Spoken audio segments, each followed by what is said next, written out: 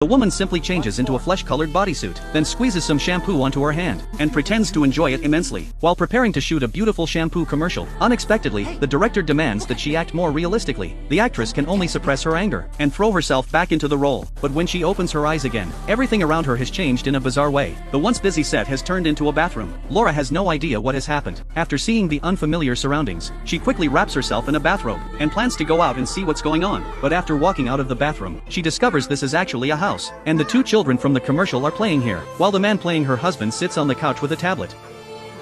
Where is everyone? Handan, honey? You took a shower this late? Laura assumes this must be a prank by the crew, so she opens the door and tries to leave. Timo? You got garbage to take out, ma'am? Only to be pulled back by the man the next second, because he thinks going outside in a bathrobe is improper for a wife. But Laura finds everything too strange to listen, and rushes onto the balcony without hesitation. What she sees instantly leaves her stunned. She discovers this is a completely unfamiliar place, not the set where she originally arrived. Before Laura can recover, Jack, thinking she is about to jump, drags her back inside. This instantly sends Laura into a rage. She says she was clearly filming a shampoo commercial, so why is she suddenly here? Then she warns Jack to stop the prank, and bring her clothes immediately.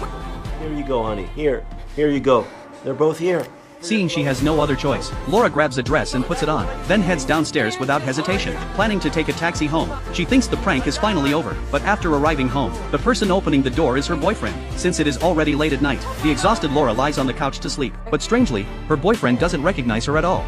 Wow, this is really something. People are barging into the homes of anyone they see on TV, is that it? At first, Laura thinks he is part of the prank too, until a strange woman appears in her home. Only then does Laura realize her boyfriend has moved on. Furious, she turns around and leaves the heartbreaking place, then asks a driver to take her to a bar. She plans to drown her sorrows with a drink, but ends up running into her friends, so she tells them everything that happened. Unexpectedly, they think she is mentally unstable, because they don't know Laura at all. Seeing that none of her friends recognize her, Laura leaves the bar in frustration, and asks the driver to take her back to the building. After returning home, Jack immediately starts scolding Laura, saying she has no sense of saving money, and that one night of taxi rides costs him a day's wages. At that moment, Laura finally realizes something. Could it be that while filming the shampoo commercial, she accidentally entered the story itself? Looking at all the wedding photos of her and Jack, Laura retreats to the bedroom in despair, and kicks Jack out of the room. She believes that if she sleeps, everything might return to normal tomorrow morning. But what she never expects is that when she opens her eyes the next day, she is still sleeping in the same bedroom, and Jack is sitting beside her, constantly urging her to go to work. Only then does Laura realize she has truly entered the story. Remembering that the character is a bank employee, Laura goes to the company where the character works, but while looking through photos on the character's phone, a female coworker says the boss is waiting for her.